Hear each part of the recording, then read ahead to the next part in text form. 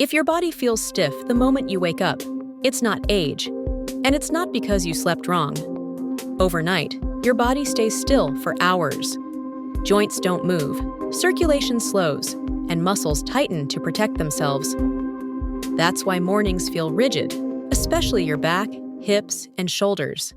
The fix isn't intense stretching, it's gentle movement.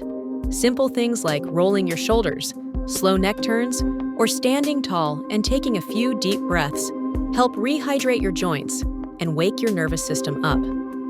Even 1 or 2 minutes of light movement can make your body feel looser and more mobile for the rest of the day. Your body doesn't need more effort, it needs the right start. If you want simple daily habits that help your body move better, subscribe and check the next video.